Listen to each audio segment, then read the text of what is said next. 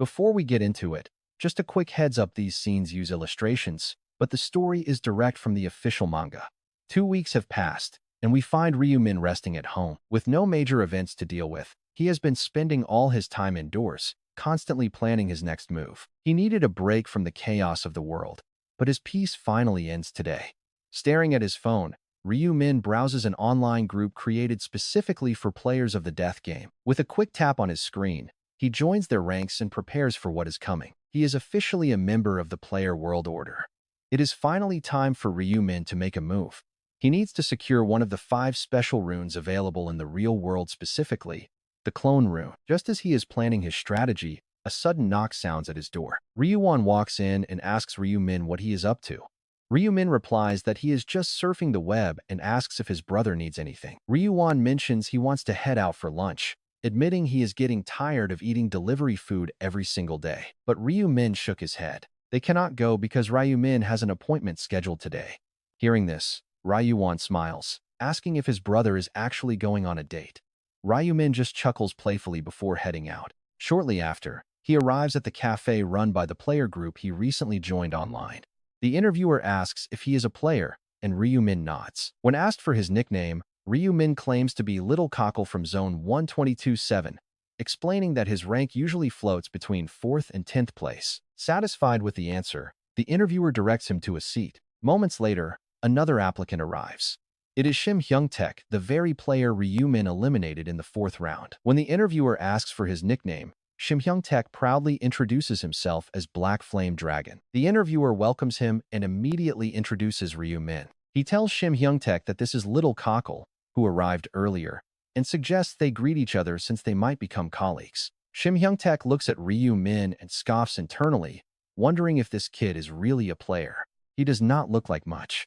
Still, the two exchange polite hellos. The interviewer invites the Black Flame Dragon to take a seat. As they wait, Shim Hyung-taek grows impatient and asks when the interview will actually start. The interviewer replies that they are still waiting on one final candidate to arrive, and they will begin as soon as everyone is present. But just as they decide to wait a little longer, the door suddenly flies open. Can you believe who walks in? When the interviewer asks for his nickname, the man proudly declares himself to be Black Scythe. The entire room instantly goes dead silent. The only person in the room who does not look shocked is the interviewer. He had actually been tipped off about Black Scythe's arrival beforehand. He smiles warmly, saying he suspected as much, and extends his hand for a handshake, thrilled to meet the top-ranked player in person. After some small talk, the interviewer turns to the group, introducing Ryumin and Shim Hyung-taek as the other candidates. Ryumin politely introduces himself as Little Cockle, but when it is Shim Hyung-taek's turn to speak, he completely freezes up and cannot utter a single word. Shim Hyung-taek is sweating through his shirt. His mind is racing. This is the absolute monster who brutally killed him 5 times in the game. Because of Black Scythe's relentless hunting in the 4th round, Shim Hyung-taek had almost failed to qualify as a top-ranked player. He had wasted 50 precious minutes in the game that could have been spent farming stats and eliminating targets. He had always dreamed of meeting Black Scythe in real life to ask why he targeted him so mercilessly. Now, they are face to face, but a voice suddenly cuts through his panic. The interviewer asks if something is wrong and prompts him to say hello. Shim Hyung-taek nervously stammers out a greeting, introducing himself as Black Flame Dragon. The fake Black Scythe just crosses his arms and nods, coldly stating his alias. Nobody dares to interrupt his arrogant display. Given his legendary status as the region's #1 player, his attitude is expected. However, Shim Hyung-taek is deeply confused. He wonders why the man does not recognize him. He expected Black Scythe to instantly remember the player he had ruthlessly hunted down back in the 4th round. He steals another glance, but the man's face is completely blank, showing no sign of recognition. That is when a sudden realization hits Shim Hyung-taek. This guy is a total fake. There is no way the real Black Scythe would ever forget the nickname of someone he killed 5 times. Meanwhile, Ryumin secretly smiles to himself. The imposter must have put a lot of effort into copying his style so perfectly. But this fake holds the ultimate key to unlocking the doppelganger rune. That is exactly why Ryumin disguised himself as a low-tier player today. The requirements to unlock the doppelganger rune are simple but incredibly dark.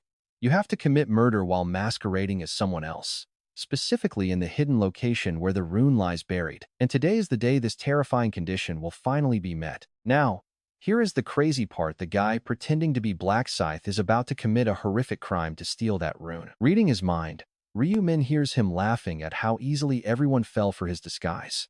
The fake is absolutely thrilled. This fraud goes by the gaming nickname Kukuru.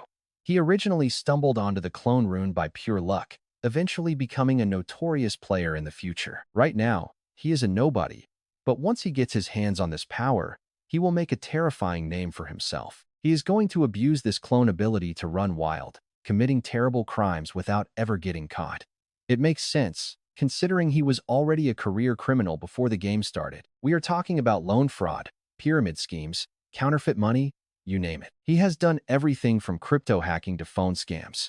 If there is a dishonest way to make a quick buck, he has mastered it. Hidden behind his calm disguise, Ryu-min quietly smiles as he stares down the target. He is ready to use this trash to get his prize. He will manipulate this con artist's plans to seize the hidden clone rune for himself. It is a golden opportunity he cannot afford to miss. That wraps up this chapter. I know the visuals are a bit rough, but this is currently the only way to experience this epic story. So, let me know in the comments if you want me to keep covering these chapters, or if we should wait for the official release. Before we start, remember to like and subscribe. As planned, Ryu-min hid his satisfaction behind a smirk as he faced the imposter. He thought to himself, I will use this guy to claim the rune of Doppelganger. It was a perfect chance to grab that hidden rune, an opportunity he couldn't miss. Then, the interviewer spoke up. I'll ask each of you one simple question. Please take turns sharing your reasons for wanting to join our Player Haven Cafe. Let's start with Little Croc. Ryu-min, having survived countless regressions, knew exactly what this interviewer wanted to hear. He understood the real purpose behind the Player Haven Cafe and the exact kind of players they were recruiting. So, Ryu-min said, the world is pretty harsh lately. Facing it alone is terrifying, so I thought it would be helpful to team up and support one another. That's why I applied. Hearing this, the interviewer was shocked by Ryu-min's answer and nodded. Next, he turned and asked Shim-hung the exact same question. Shim-hung said, I have a similar reason to Little Croc. I'm worried about the next round, so finding support would be great. Now, it was the fake Black Scythe's turn. He casually said, I just noticed this cafe's existence and thought joining might be fun. That is why I applied. Listening to him, the interviewer laughed and said, I see. Honestly, that answer isn't going to help you pass this job interview, but they would never reject Black Scythe, even if he failed. Next, the interviewer asked Ryu-min with a serious look, asking, have you ever been bullied? Or maybe there is someone you want to harm. Suddenly, signs of shock and confusion showed on Ryu-min's face as he asked, what is this about? In reality, he fully expected this, but he faked his shock. The interviewer insisted these questions are necessary, so please give me your honest answers. Ryu-min hesitated. Well, I have been bullied before, but I do not want to hurt anyone. Hearing this, the interviewer asked, do you hold any personal grudges? Feel free to share. Ryu-min answered with complete certainty, no, I don't. The interviewer was disappointed by Ryu-min's answer. He sighed, then asked Shim-hung the exact same question. Shim-hung stayed silent, thinking how to answer to guarantee he passes this interview. He wondered to himself, what kind of crazy question is this? What do you want? Damn it. Should I just admit to killing someone? Right then, Ryu-min, who already knew exactly what Shim-hung was thinking, smirked. He thought if his rival actually is honest and admits to murder, he might actually get a free pass. But Shim-hung raised his head and said, I haven't experienced bullying. The interviewer sighed in disappointment, muttering, so there's nothing. Now, all eyes turned to the fake Black Scythe. The interviewer asked, what about you? Do you want to hurt someone? The fake Black Scythe sneered, his voice dripping with suspicion. Why? You want me to kill someone for you? What's the point of these stupid questions? The interviewer's eyes widened. With a sly smile, he looked at him and said, oh, how did you figure that out? That's right, I asked because I want you to kill someone for me. Well, to be precise, we'll be killing them together. Everyone stared in pure shock. Given his casual talk of murder, their stunned reaction made complete sense. But the interviewer just shrugged. Why are you all so surprised? By the fourth round, I'm sure you've all taken a life already. Hearing this, dead silence filled the room. And get this. The final test of this interview is actually to commit murder. You must take a life to pass the final stage of this interview. That's why I asked if you had someone you wanted dead. Ryu-min's face twisted in shock. He stuttered out to kill? Why would you even do something like that? The interviewer sighed and said, Little Croc, you really don't get the situation, do you? Then he nodded and continued, Very well. I'll explain. I am sure some of you have seen the news and know that the government is starting to crack down and distance themselves from players like us. They absolutely fear our power, which goes far beyond normal humans. Honestly, this claim wasn't completely wrong. Faced with the players' chaotic behavior, the government was drafting countless laws. But in reality, those rules have zero power over players who simply ignore them. These policies only breed deep resentment. That's why we don't need to bind ourselves by their stupid laws. We have to stand up and fight the government's rules. It's crucial to show that players themselves are the law. Murder is our rebellion, our statement against their rules. It is how we prove our will against their oppressive laws. It proves to everyone that we cannot be chained down by paper rules. Heavy silence filled the room. Do you understand now, Little Croc? Ryumin nodded. Black Flame Dragon asks a pretty fair question. What if they do not have anyone they want to kill? The interviewer flashes a cold, chilling smile. Do not worry. We already have targets lined up. Ryumin hesitates. Still, taking the lives of innocent civilians feels kind of wrong to him, but he stops. The interviewer just chuckles.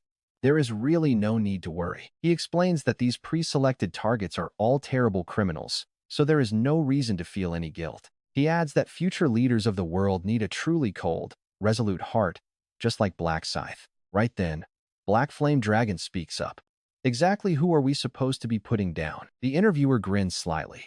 He originally planned to let them target their own personal enemies for this, but since they have nobody in mind, they have to grab one of his pre-selected targets instead. Black Flame Dragon gasps in shock.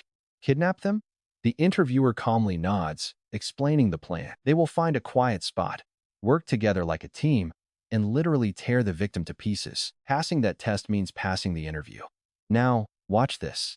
Things are about to get really dark. The interviewer smiles wickedly, pointing at her and declaring that this helpless lady is their official target. The recruits stare at her in complete confusion.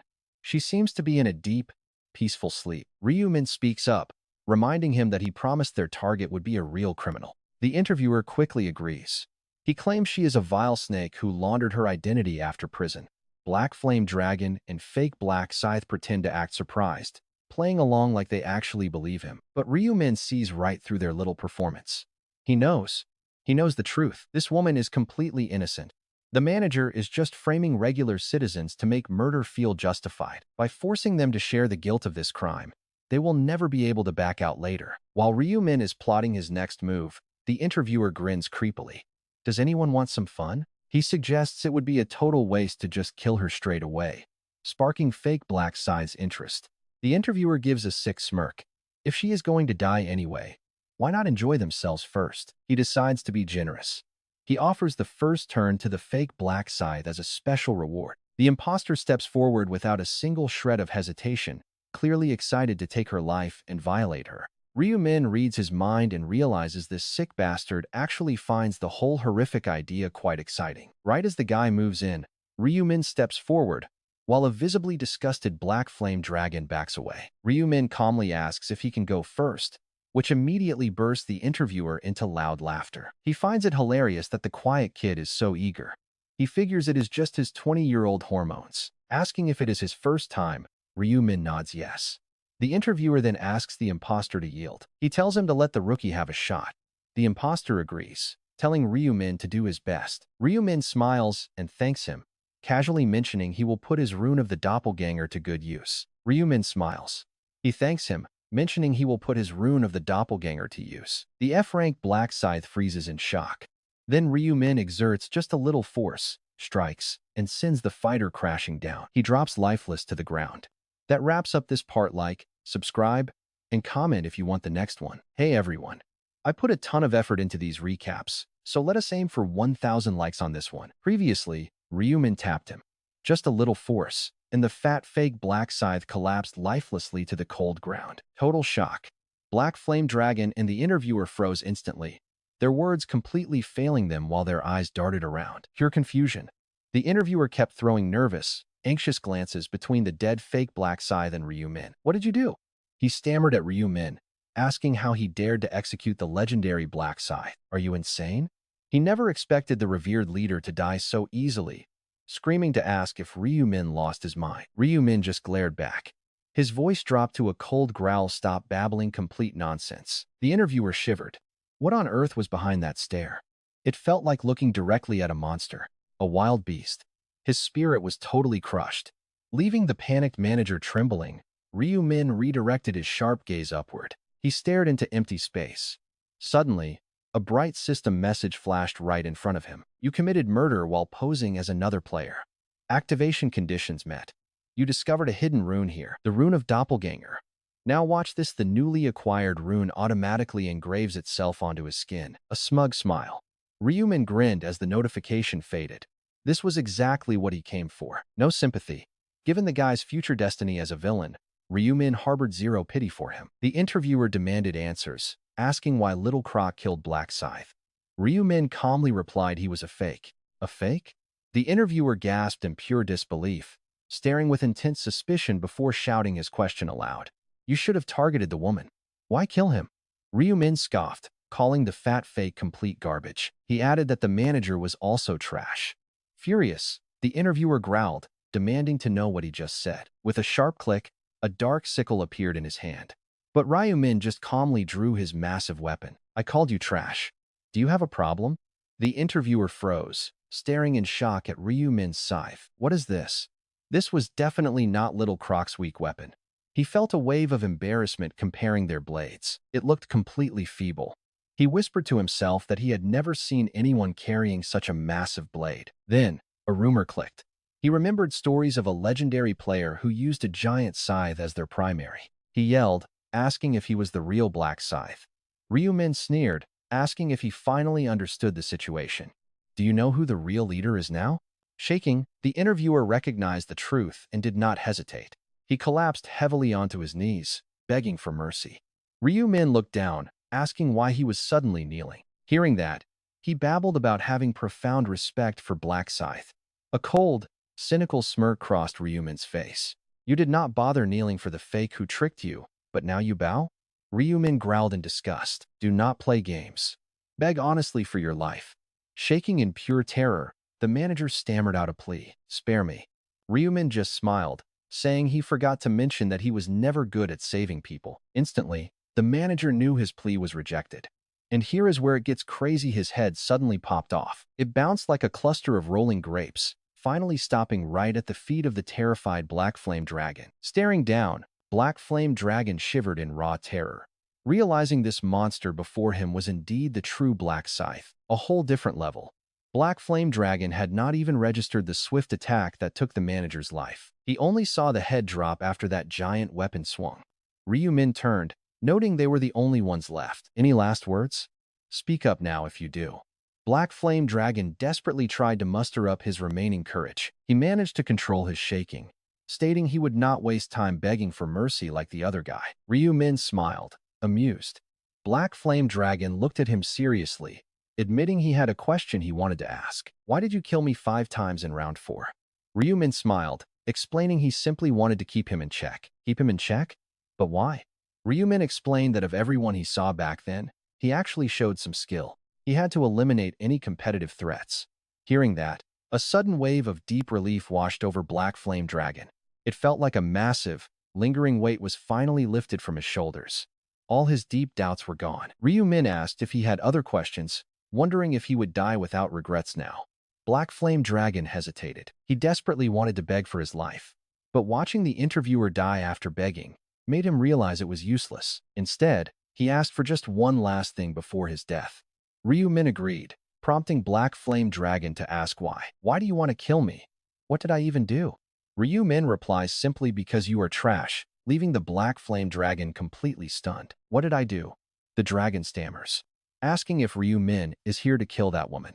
Ryumin says yes, but the dragon protests he has not done anything yet. Ryumin snaps back, furious. You call spectating doing nothing? Standing by and doing nothing is a massive sin. Now do you finally get why you deserve to die? The Black Flame Dragon stays quiet, but his face shows he still does not understand. Let's see if this guy actually survives Ryumin's size, giving him a rare chance to live. since his only crime was just standing around watching. The black flame dragon gasps in joy, asking if it is true, but Ryu-min cuts him off. Ryu-min taps his scythe on the ground, demanding he hand over everything. His exact words might be vague, but the message is obvious. The dragon quickly dumps his items. Terrified. Naturally, keeping his life matters way more than some digital gear. Ryu-min's eyes light up as he inspects the pile, noting that the dragon actually has some pretty good loot. There are orange and yellow marrow stones, some decent sellable gear, and a bunch of other handy items. Even though there is no ultra-rare black gold ore, these treasures easily beat expectations. Meanwhile, the black flame dragon watches nervously, carefully reading Ryu-min's reaction.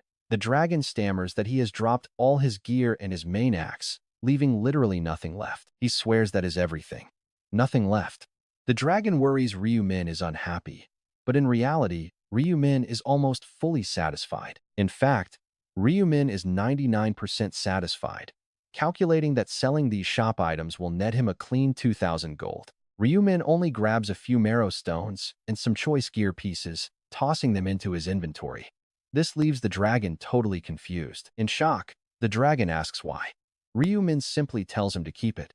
No need for more. Truth is, that axe and some other gear cannot be sold since they were not bought from the shop. Ryu-min then glances over. He stares at the other corpses. A total waste. Searching them from past rounds is useless. They had zero valuable items. None. That is why he slaughtered them without a second thought. But this dragon is different. Sure, he could have looted their loose change, but wasting time taking their trash before ending them just was not worth it. Besides, stripping those corpses first would have made the black flame dragon play defensively.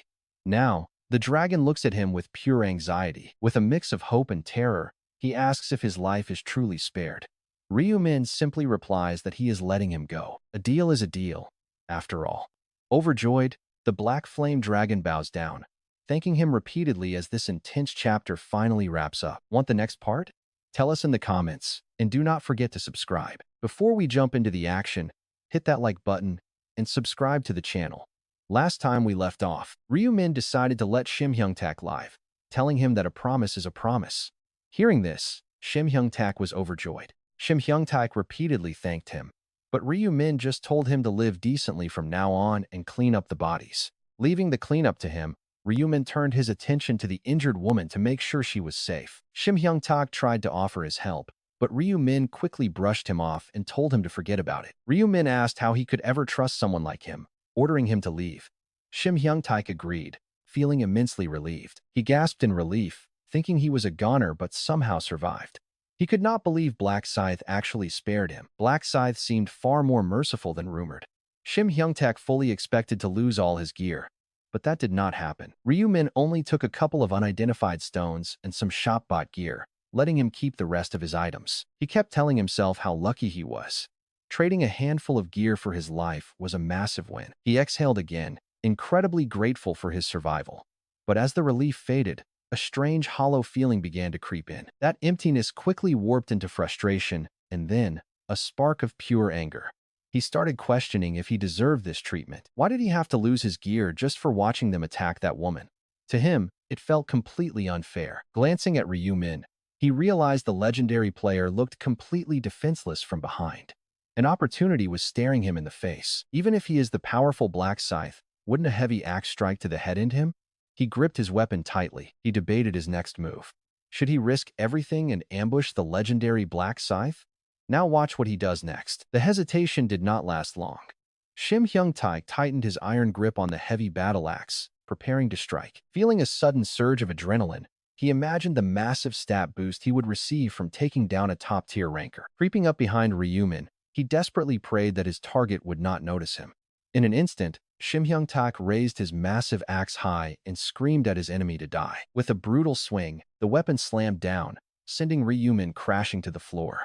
Shim Hyung-tak cheered, realizing he had actually killed the famous Black Scythe. He burst into a crazed, ecstatic laughter, completely drunk on the thrill of his victory, wondering if this was actually real life. The great Black Scythe, defeated by a level 10 player.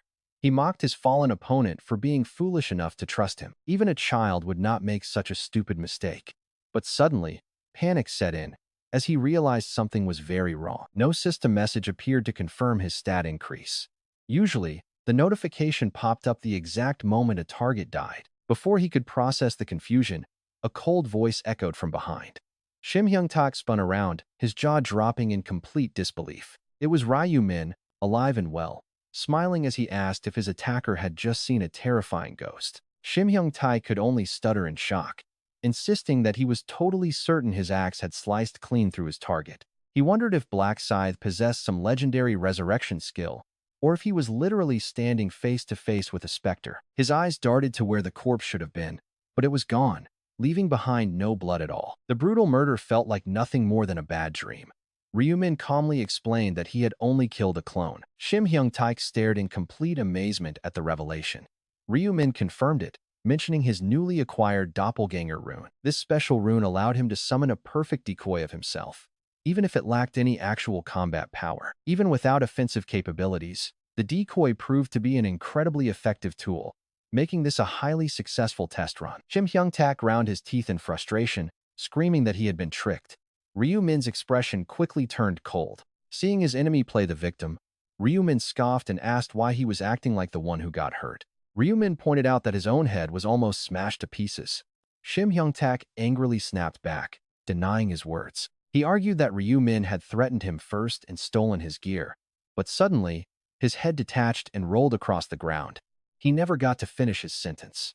Ryu Min casually remarked that listening to his garbage was a complete waste of time. After cleaning up, Ryu Min opened his interface to carefully review the detailed information of his newly acquired doppelganger rune. By speaking the activation phrase, a perfect clone is summoned, while the caster turns invisible and ghost-like for 10 seconds. This window allows the caster to safely hide their real body.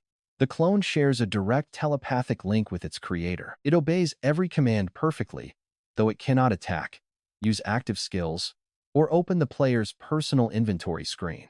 Only one decoy can exist at any given moment, and the ability has a standard cooldown period of 10 minutes. Despite having zero combat power, this rune is an incredible trick tool. Honestly, I can't wait to see how he uses it next. The short cooldown is an extra perk. This doppelganger rune is without a doubt a masterclass in trickery, making it the perfect weapon for deception. Quite satisfied, Ryu Min unleashes his trace eraser skill across the entire area. In the blink of an eye, every trace of violence from the 3 dead bodies to the spilled blood vanishes completely. No trace is left. To any unsuspecting passerby, it is pretty much impossible to even imagine this place as a bloody battleground. But one person remains the lone survivor and accidental witness, that very woman, the target they wanted to murder. Ryu Min asks for her attention, but gets nothing, just dead silence. Sighing, he tells her to quit playing dead. The woman stutters, asking how he knew she was faking. He warns her that trying to trick a player is pretty foolish. She quickly apologizes, and Ryu Min asks if she truly understands the danger she was in. She nods, her voice trembling as she admits it was so terrifying that she dared not open her eyes. Ryu Min asks when she woke up, and she replies it was when they started talking about offering her up. She trails off, but we already know exactly what she means. She woke up right when the interviewer and the fake Black Scythe were about to assault her. Ryu Min tells her those scumbags are gone, and she can finally relax. Astonished, she asks if he did that, and he calmly confirms it. He points out she must have heard the commotion and guessed what happened. They were silenced so incredibly fast, they couldn't even scream. Not once. She asks if she is finally safe, if everything is truly over. In response, Ryu Min gently reassures her, telling her she can go home. It might be hard to cope, but she needs to forget everything and avoid making things worse by needlessly running to the police. He warns her about the risk of retaliation. Overwhelmed with relief, she tearfully thanks him for saving her life. Afterward, Ryu Min heads back home to prepare for the 5th round. He opens up his system interface. Drop a like if you're enjoying, and subscribe. Let me know in the comments below what you think is coming next. Hey everyone, help us hit 1,000 likes on this video, because the faster we get there, the quicker I will drop the next part. After Ryu Min returned home, he began preparing for the 5th round and opened up his system window. Name, Ryu Min. Alias, Black Scythe. Rank, regular. Titles, last time reverser. Hidden, first slayer of an angel. Hidden, and the one who defies divine punishment.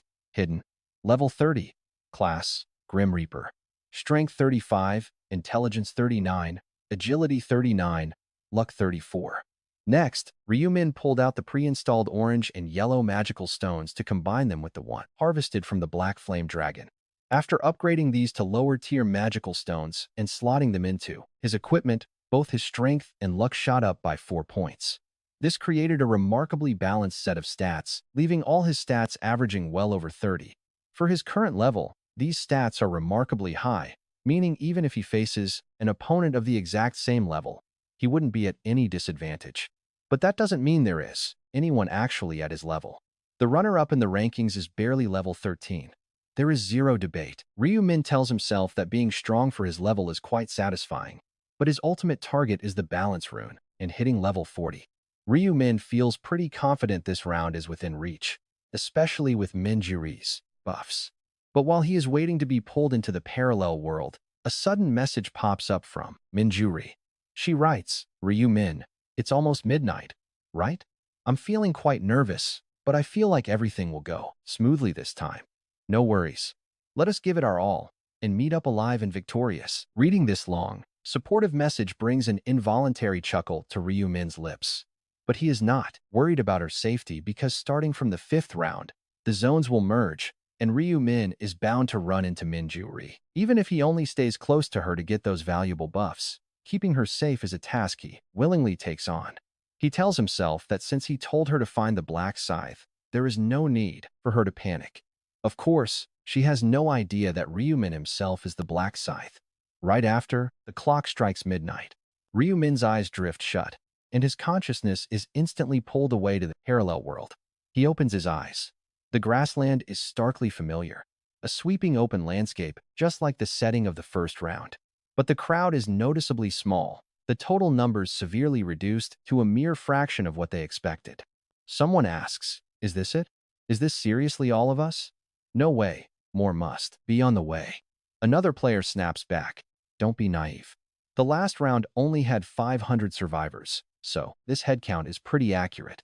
Compared to the first round with its staggering 10,000 competitors, the current crowd feels depressingly light. But here is the thing. This is just their designated zone." Suddenly, a system message pops up that makes Ryumin smile. "Your stats have increased by 50% for the 5th round, and this buff will end automatically when it's over." This was the exact reward he had won earlier. Now, with the Slaughter rune boosting his stats by a full 100%, plus Minjuri's extra 50%, brace yourselves. He is looking at a massive 4.5 times boost, preparing to launch beyond 130. Ryumin tells himself that with this massive power, smashing his previous record is easy. Right after that, the angel appears, laughing. "Good to see you, humans. A big congratulations on your survival to the 5th round." But not a single player smiles at this celebration. After all, everyone holds the angels responsible for the living hell they are stuck in. The angel pouts, "Oh, why the sour faces? Come on, lighten up. You all had quite a blast in the previous round, relentlessly slaughtering your own kind with such enthusiasm." It giggles again, but the players remain completely silent. The angel sighs, "All right, I get it, no more teasing. It is no fun without a reaction." Suddenly, the angel's cheerful face is replaced by a stern look. "Currently, we have 442 survivors. We were supposed to start with 521, but we are short by nearly 80. Well, whatever you do back home is none of my business. But a fun game is tough with barely 400 players. So, I planned something." The angel calls it territorial integration. Honestly, that sounds super sketchy, and everyone stands there looking incredibly confused by the concept. One player nervously raises a hand, asking the angel to explain what it actually means. The angel snaps back with irritation, saying, "You will get it once I explain, so stop making things complicated." It continues, explaining that in basic terms, it simply means merging your territories. You probably do not know this, but your country has hundreds, 875, to be exact. Everyone gasped, shocked that their country had that many territories. The angel chuckled, brushing it off. "Seriously, it is nothing compared to some others. China, for example, has over 26,000. The players quickly accepted that, considering its massive population. But get this, something else completely blows their minds. The insane total number of angels. If each territory gets one, there are tens of thousands of them. Hearing their whispers, the angel smirked. Your guess is spot on, we each get one territory. Did it seriously take you this long, silly humans? They could only silently take the teasing. Arguing with such a powerful being was completely useless. But suddenly, someone asked a really good question. Angel, if you were assigned, does that mean you didn't build this game? A brief flash of embarrassment. It crossed the angel's face, but vanished instantly as composure returned. Keeping a perfect poker face, the angel asked, why think that? The player stammered that it was hard to believe. It's hard to believe so many angels worked together on this game. Someone must be pulling your strings. The angel went dead silent for a moment, then shrugged. And what if we did? Would you praise us then? Then, the angel coldly added, drop the useless doubts. Humans, or you might end up with a massive headache. I apologize. The player stammered. Faced with that terrifying threat, everyone could only bow their heads in submission. Everyone except Ryumin, of course. Ryumin noticed the angel was likely trying to dodge the topic here. It was likely a strict policy of keeping information hidden. A mere angel crafting this massive game seemed totally improbable, especially considering that angels are naturally selfish and highly competitive. Grumbling, the angel snapped, enough of that. Stop with the annoying questions. You pests need to focus on surviving. Now, let's stop wasting valuable time. We are starting the promised territory integration. And don't make wild assumptions just because your numbers are low. With a sharp snap of the angel's fingers, the ground began to shake. That wraps up this part. Subscribe for more, and drop a comment below if you want this epic manhwa recap to continue. Before we get back to the action, smash that subscribe button. With a flick of the angel's fingers, the ground starts shaking out of nowhere. Panicked players yell out, what is going on? Is this an earthquake? But suddenly, about 500 strange figures materialize. They are players from other territories, and everyone just stands there, frozen, eyeing each other with intense caution. They keep asking themselves, is it over? And who are these people? Then, a new angel appears and calls out, well, the territory integration is complete. Huh? Why the strange looks? You are all humans, so at least say hello. How long do you plan to stand there like statues? It is not just one angel either, but a whole group gathered together. One of them asks Olive how many players are in her territory. Olive is the angel from Ryu Min's territory, and she replies 442. The other angel laughs, saying that is pretty close to ours, then wonders aloud, who is going to explain the rules to these humans? Olive immediately raises her hand, volunteering to take charge. But another angel stops her, asking if she is just trying to kiss up to the leader. Olive instantly panics. Who? Me? Why would I? If someone else wants to do it, I do not mind. Another angel steps in to stop the bickering, suggesting Olive do it simply because her voice is incredibly beautiful. With that, Olive flutters her wings, flies right to the center of the area, and announces, hello everyone. Your assigned angels already told you, right? Because the player count got so low, your territories have officially been merged. She explains that 10 territories have now been combined, leaving them with exactly 4,444 players. Everyone gasps. 10 territories merged. That is almost 5,000 people. No wonder it is so crowded. The angel explains that they integrated other regions to keep the player counts high, and naturally, with this merge, the territory names are changing. For your information, this region is now called C007, made up entirely of players from South Korea. Relief washes over the crowd. Ah, so everyone is from South Korea. At least we can all communicate. Right now, they assume that eventually, they might have to face players from other nations. And they are completely right, because this integration is not a one-time thing. Once a territory falls below 500 players, the angels will keep merging them. Eventually, they will have to clash with foreign players, exactly as predicted. It is bound to happen when there are fewer than 500 South Korean players left. Ryu Min knows exactly when that will go down. By round 11, the fourth integration will hit, forcing them to compete directly against foreign players. But Ryu Min's future knowledge goes way deeper. Get ready, because the angels are holding a surprise mini-game ready for this round. And he is spot on, because a moment later, the angels announce before the main quest, let us celebrate this big merger with a quick side game. She continues, explaining that since each territory had its own representative, But now that you are all together, what should we do? Well, obviously, we need a brand new representative for this unified territory. The shocked players whisper a new leader. The angel smiles, stating the rules are simple. The 10 existing territory representatives will step forward and fight it out until only one is left. That sole survivor becomes the official leader for this newly merged zone. In other words, a brutal deathmatch where only one walks away. One player mutters, "So to get the top spot of this entire integrated territory, we have to slaughter each other?" The crowd acts shocked, but honestly, nobody actually seems worried at all. In fact, they are pretty amused watching someone else's nightmare play out. Someone laughs, "This is going to be incredibly fun, right? I wonder who will win." Meanwhile, the other 9 representatives are sweating bullets, but Ryumin keeps a perfect poker face. He is actually thrilled, knowing exactly how overpowered this leader position really is. He knows just how incredibly prestigious this unified leader title actually is. But the angel reassures them, saying, "Representatives, there is no need to make such worried faces. It is called a death match, but do not worry. No one will actually die. Once the match ends, all deceased representatives will be resurrected." But that promise of resurrection does not change the blank stares on the representatives' faces. After all, this dangerous game offers no immediate rewards, making it a completely unappealing hassle. However, the angels still have cards to play. Catching their unbothered looks, the angel laughs, judging by those faces. "You are not very excited about becoming the unified representative, but do you seriously believe we would make you fight for nothing at all?" One of the players eagerly ask if there are any special benefits exclusive to the unified territory representative. The angel answers that the chosen leader gains the power of domination, which goes way beyond basic command authority. That means they can forcefully control any player with a lower level, no matter what class they are. They can freely manipulate everyone in their territory, basically a heavily upgraded version of command authority. Hearing this, the current representatives look stunned and highly intrigued.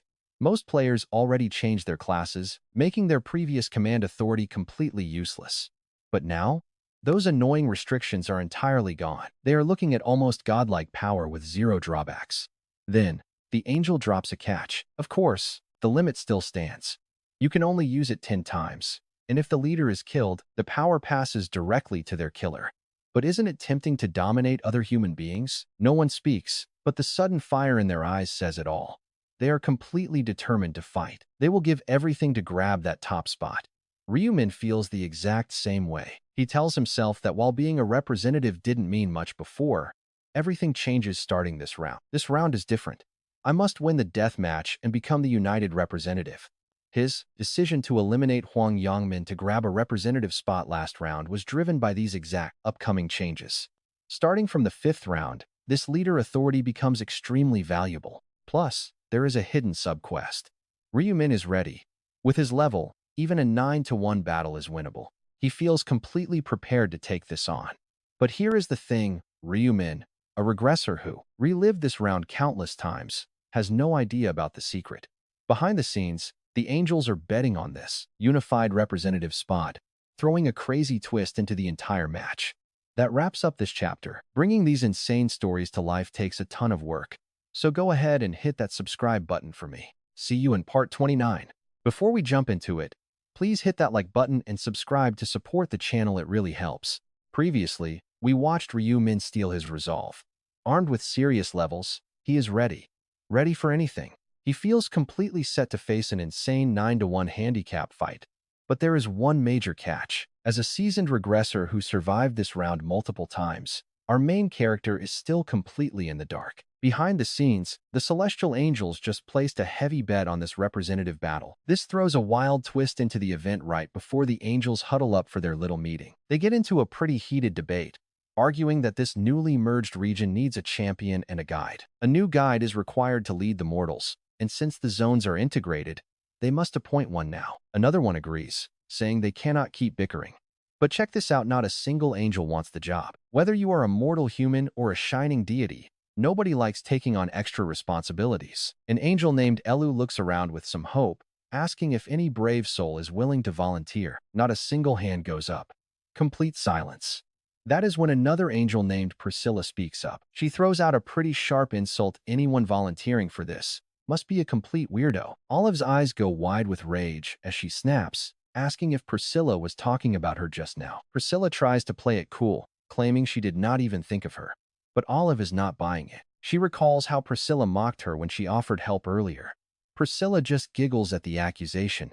She jokes that Olive is not completely brainless. Another angel yells at them to stop bickering immediately. They warn that the mortals are watching, and if they keep fighting, the angel master himself will notice. Mentioning the boss shuts them up instantly. Priscilla keeps quiet for a second before pitching a pretty wild idea. She suggests that instead of letting some random game of luck decide, they should use this bonus round. Since the human representatives are about to clash anyway, they should link the results to their little bet. She proposes that the angel whose champion dies first has to take the guide job as a penalty. The others think it is a pretty solid plan, but Olive objects and offers a highly competitive alternative. Instead of punishing the loser, she wants the angel of the last standing player to win, becoming a king. The others gasp at the mention of a king. Olive explains that everyone must obey the winner's absolute orders. For instance, if the new king appoints a guide, that chosen angel must accept the role without any complaints. Now this gets them incredibly hyped up. Another angel yells that this sounds way more entertaining than the original plan. Everyone is praising Olive, leaving Priscilla pretty annoyed. But she quickly masks her frustration with a sly grin. She remarks that Olive must be feeling insanely confident to propose such high stakes for this match. Olive cheeky replies that she absolutely is. Priscilla fires back, warning her not to underestimate the other champions. She brags that her champion is no pushover, having dominated the leaderboards throughout every single round. Olive smirks. Absolutely hilarious. She just gives her a dry, knowing response. Priscilla tells her not to laugh, boasting that Olive would be absolutely stunned to learn the identity of her fighter. And here is the crazy part: Priscilla has no clue Olive is backing Ryu Min, our overpowered star. He is the literal nightmare of this game. Olive hides her laughter and asks if Priscilla is down for the bet. Priscilla sees no reason to back down, and the other angels quickly jump on board with the agreement. Olive flies back down to the players, turning every head in the arena as she lands. She announces the official start of this bonus round to determine the regional representative. She commands all champions to step forward. With a simple wave, the earth rumbles and a massive circular hill rises. Olive declares that they are entering a brutal deathmatch where only a single survivor will walk away. She gives a stern warning: dying outside this arena means permanent death, so staying inside the boundary is crucial. Let the games begin. Despite the heavy tension in the air, nobody makes the first move. They just size each other up, knowing that fighting another district champion is a pretty risky gamble. Everyone is waiting for someone else to draw first blood. Meanwhile, Priscilla's champion steps into view. The infamous Psycho Chopper wears a cocky grin, having dominated his home district as the undisputed #1. He grinned, utterly confident. I am totally unbeatable at dismantling things, be it humans, animals, or monsters. His pride came from the dismantling rune, a sneaky, incredibly powerful ability that he possessed. One tiny stab with his sword, and his target instantly falls apart. No other power is this underhanded. He proved its terror in the 4th round, single-handedly butchering 312 players. An insane, lethal record. And get this right now, everyone was dead silent, too scared to make the first move, just eyeing each other. Nobody wanted to become the primary target. That is when the impatient angels began screaming down, sounding like greedy gamblers at a vicious dogfight. Why are you just staring? Start killing each other. Fight, humans. Right then, Psycho Chopper slowly walked into the very center of the arena, filled with confidence. His plan? Make a terrifying first impression and crush his enemies with pure, unyielding dread. He muttered, I will show them true brutality. I will leave a permanent scar. Whoever dares to challenge me first is dead meat. But then, a dark challenger stepped out from the shadows. Psycho Chopper locked eyes, spotting a fighter holding a giant scythe. Perfect. My very first sacrifice. As they closed the gap, Psycho Chopper was genuinely taken aback by the massive weapon.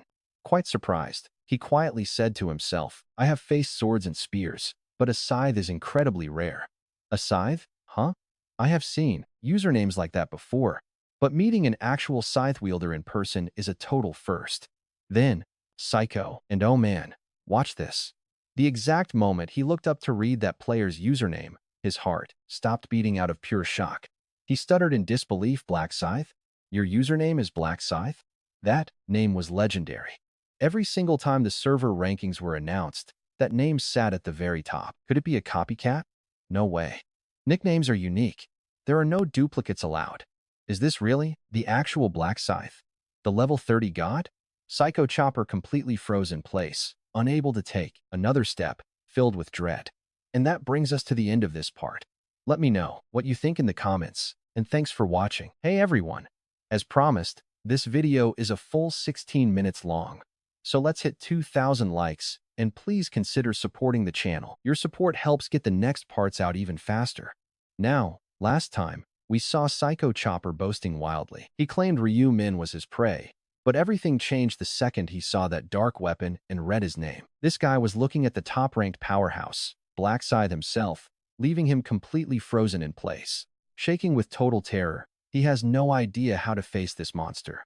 Up above, an observing angel speaks up. Why is that human frozen? Just a second ago, he was full of energy, and now he looks totally ridiculous. The watching angels shake their heads, completely baffled by how Psycho Chopper went from confident to utterly dazed. He stands there blank-faced, completely out of it. Suddenly, another angel asks Priscilla, "Isn't that your representative?" Priscilla is in no mood to answer. She grinds her teeth in frustration, wondering what on earth her human is doing. They made it so far, yet he is just freezing up. But check this out suddenly. A mocking laugh echoes. Priscilla whips around, throwing a sharp glare at the source of that annoying noise. It turns out to be Olive. Priscilla snaps, her voice dripping with anger, asking if Olive finds this whole situation funny. Olive tries to hold back a giggle, apologizing but admitting she cannot help it. Priscilla is left totally confused. Wondering what is so funny, Priscilla watches as Olive smiles mischievously and points out the trembling human. Olive laughs. "Your guy looks like a trembling leaf in front of mine."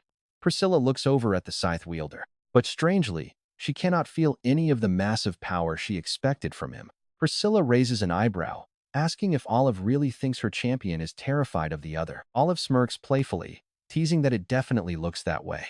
Priscilla immediately jumps to defend her warrior. She snaps, "Don't be ridiculous, Olive. Do you think holding the top spot in my zone is some joke? My human has been number 1 since round 1. Olive just chuckles with a highly skeptical look. Olive scoffs, "Is being the best in your tiny zone really that big of a deal?" Priscilla is baffled. She demands an explanation. Olive proudly declares that her human has never missed the top spot in the entire region. Priscilla is stunned, calling it an obvious lie. The entire region? Where did she even dream that up? Olive raises an eyebrow, asking if she is still clueless. For any angel checking the leaderboards, his name is enough. As Olive's words sink in, the other angels finally turn their attention to this mysterious human's actual name. One angel gasps, "Wait, Black Scythe? He is always sitting right at the very top." Even if angels usually ignore human achievements, they all recognize the monster holding that coveted number 1 spot. Right now, a wave of cold dread washes over Priscilla. She mutters to herself, "Black Scythe? He is Olive's representative?" Her confidence instantly crumbles. If this guy really is the legendary warrior, her champion is completely doomed. And get this, in a flash, everything changes. Psycho Chopper's head rolls onto the dirt, sliced clean off by a lightning-fast strike. The angels all look at Priscilla. They silently acknowledge her defeat, and one casually notes that Priscilla has just been eliminated. She is too shocked to speak, unable to even feel angry at this utterly brutal, inescapable loss. Down below, a player stammers, "Wait, is that Black Scythe? Why is he even in this zone?" The other players finally realize who they are facing, and a heavy shiver of fear runs down their spines. They have never met him, but everyone knows 3 terrifying truths about this monstrous ranker. First, he has never lost his number 1 spot. Second, he is already at a staggering level 30. And finally, no one stands a chance against him. The massive level gap is just completely overwhelming. It completely breaks their spirit, especially after seeing him delete Psycho Chopper in a single move. Their terror spikes because nobody even saw him swing that scythe. A player mumbles, "I do not stand a chance. I cannot even react. I will end up dead just like him. How can we fight a level 30 monster when I am only at level 13? Just reading his legendary name completely crushes their will to fight. Then Ryu Min slowly takes a step forward. The remaining players freeze in total dread, until one speaks up. "Oh, hello, Lord Black Scythe. It is a massive honor to meet you. Can you believe we are sharing a zone? Having you here literally brings tears of joy to my eyes." Despite the shameless flattery, Ryu Min's crimson gaze doesn't waver for a second. He doesn't even slow his stride. Then, one player stammers out, "Hold on a moment. Let's talk this out." Ryu-min slides his weapon back into place, deciding to wait and see what this guy actually wants. But instead, the player screams up to the sky, "Hey, angels, I have zero interest in fighting Black Scythe. I surrender." Just like that, all 8 representatives start frantically waving their hands, completely giving up on the spot. The angels facepalm in pure frustration. One of them grumbles, "What kind of pathetic, disgraceful behavior is this? Did these cowards really just surrender? They are completely ruining our masterpiece of a game." The angels are totally fuming. Their patience wears incredibly thin with this cowardly bunch they dropped into the arena. A booming warning echoes: "Any human who surrenders gets their head popped off.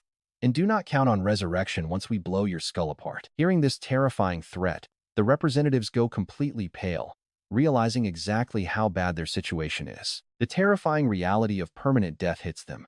Staying dead forever is far worse than just getting a head blown off. With trembling hands, the representatives draw their weapons again. They quickly weigh their options in this terrible spot. Dying at the hands of Ryu-min seems like a much better deal than being permanently deleted by the angels. Trapped with nowhere to run, they have to fight. There is literally no other way out of this nightmare. One of them whispers, "There are 8 of us. Maybe we actually stand a chance." They cautiously surround him, closing the distance step by step. And check this out. Ryu-min just smirks at them and asks, "Are the angels really scarier than me?" To Ryu-min, these beings are just fragile, not much different from ordinary humans. If the others knew what these creatures actually were, they wouldn't be nearly as terrified. But Ryu-min knows. Still, he can't ignore their execution power. With a single glance, an angel can instantly vaporize a player's head. Ryu-min isn't immune to that instant death rule either. If an angel decides to target him, his run ends right here. But he is confident they won't execute the top-ranked player. Doing that would completely ruin their little game. Tearing up the main attraction in a show made to toy with humanity would seriously anger the higher-ups. Still, even though Ryu-min knows he is safe, he doesn't openly mock them. After all, one of these angels might still have a lethal one-time use skill. Pissing off the wrong one could easily turn into a massive disaster. Ryu-min knows he can't pick a fight with the angels yet. He has to play it cool until he gets the specific title to fight them on equal ground. He just has to take whatever they throw at him. Ryu-min looks around at the representatives closing in. They're circling him like a pack of hungry hyenas. Yet, he doesn't even blink. He just grins. No matter how many ants show up, they are still just ants. The representatives are incredibly furious. One of them snarls, "Is this brat mocking us? He's acting tough just because of his high level. We're top-tier rankers in our own territories, too." They launch an all-out attack, but Ryu-min is already a step ahead, effortlessly dodging every single strike. Knowing exactly where they'll move before they even do gives him the ultimate advantage. Then, he strikes back. In a flash, 4 necks snap and blood sprays everywhere. Before the rest can even blink, Ryu-min moves like a streak of lightning. With every pass, heads start flying off their shoulders. Just like that, all 8 elite fighters are nothing but cold corpses. A heavy silence falls over the entire crowd. Nobody says a word, whether angel or human. This brutal outcome is depressing, but completely expected. After all, the level gap in this matchup was just way too massive to overcome. While the angels stay quiet, their shocked faces say it all. One of them sighs, "Well, Black Scythe won. I guess we have to treat Olive like royalty now." Hearing that name, Priscilla's face twists into a look of pure rage. She spits out, "You knew it would end this way, didn't you?" Olive just smiles and says, "Yes, I did." Priscilla fumes, "You totally set us up with this proposal, already knowing you were going to win." Olive laughs, "What nonsense. I proposed a game that favored me. Why else would I suggest it?" Olive's smug answer leaves Priscilla completely speechless. He adds, "Did I force any of you to make this wager?" "No, I didn't. You all agreed because you thought it would be fun, but now you want to back out?" Priscilla is shaking with anger, her eye literally twitching. Seeing this, Olive just smiles mockingly and asks, "What is making you so upset? Maybe you need some magnesium. They say eye twitching in the human world is from deficiency." Priscilla looks ready to lose it and throw hands right there. Olive confidently dares her to try it. "Go ahead if you really want the angels to lose all their dignity. You will end up in a containment pouch," she warns, "and not even the archangel can bail you out of that." Priscilla hesitates. Dead stop. The mere mention of the pouch drags her back to her senses. The pouch is a humiliating punishment where proud angels are crammed into a tiny space of zero point 0.5 square meters. It is incredibly degrading for a proud being. Priscilla shivers to herself. She really hates those containment pouches. Just picturing it makes her whole body tremble, so she reluctantly backs down, swallowing her rage with a heavy sigh. Olive smirks and asks what's wrong. Got cold feet? You should actually be thanking me for saving your skin. Without my warning, you would be in that pouch. Priscilla snaps back, thank you for what? Even though she yells in frustration, Priscilla secretly knows Olive is right, and she feels a weird surge of gratitude. Olive arrogantly reminds her of their bet. I won. I am king. So my word is law. She points at Priscilla, commanding her to take over the orientation duties for the entire unified area for a while. Priscilla looks incredibly wronged as she asks how long. Olive simply shrugs and says, until I feel like letting you off. So, what are you waiting for? Go get to work. Priscilla sighs heavily, wishing she had never agreed to this stupid wager. With a pout, Priscilla flies above the crowd. Suddenly, a massive system alert flashes right in front of the players. The system flashes. Player Black Scythe is now the representative of Area CS-007. Ryu Min acts completely casual about it and opens up his character screen to inspect a brand new temporary skill. It is called Domination, a crazy skill that lets him issue overriding commands to force others to obey his will. No target can resist. Period. But here is the catch, he can only trigger this 10 times total. Once those 10 charges are spent, the skill vanishes forever, and he can only command each target once. Also, it does not work on players who have a higher level than Ryu Min.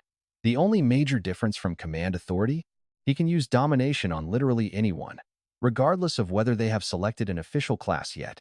Ryu Min smirks. A massive cheat code, level cap or not.